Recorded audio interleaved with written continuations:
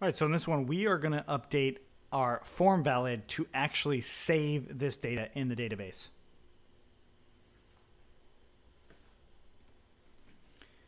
All right, so in this one, we are going to update our form on home view to actually save this data in the database.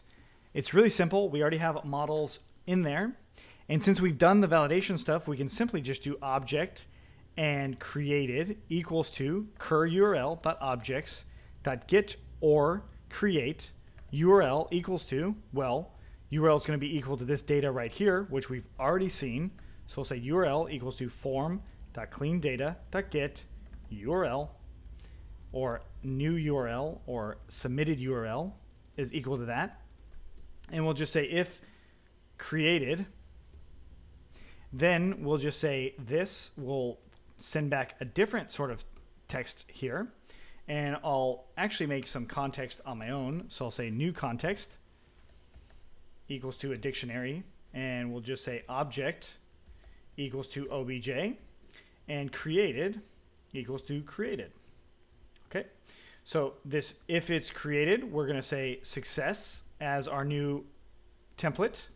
And our new context is here. Otherwise, we are going to change it to being something different. And we will, if it's not created, then we'll say already dash exists with that same new context. Notice only a couple things changed here, and that is our context dictionary as well as our template. So we don't actually have to have this many return functions or this many return render functions. I'm going to put the context up here. So that's our new context. And then I'm going to just write a template up here.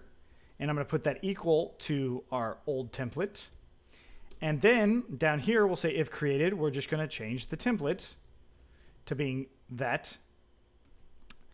And then if it's not created, we'll say the template is equal to that.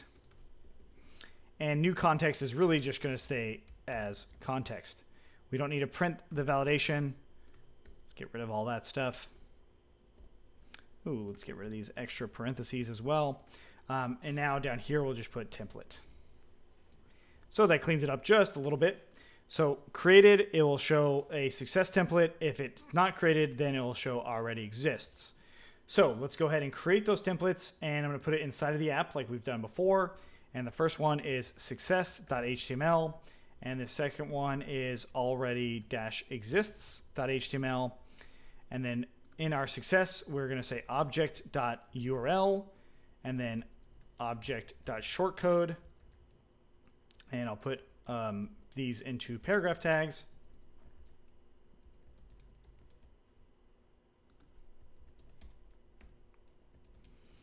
Close them off. And then the success is already exists. We'll just leave it as the same thing. Because we're leaving the context the same. We'll change the other things later, but let's go ahead and test it. Let's just go back into here, and I'll do HTTP CFE blog, hit shorten, and it takes me into, I have a shortened URL, and I have the original URL. So of course, this is cfeblog.com is actually not short, but it is there, and it is now working in a little bit of a better way. So I'm going to actually copy some stuff from my home, and that is this div here. And I'm going to put this inside of here. Let's just slide over a little bit, and I'll tab these in. Close off that div, and I'll just add in a text, align text to center. Save that, copy this, paste it into exists already. And I'll just say h1 exists, close off that h1, and then over here, we'll just say created. Save that, refresh, hit continue. We've got exists. Cool. So now it works. If I reload this page, I can actually go back to the submit URL.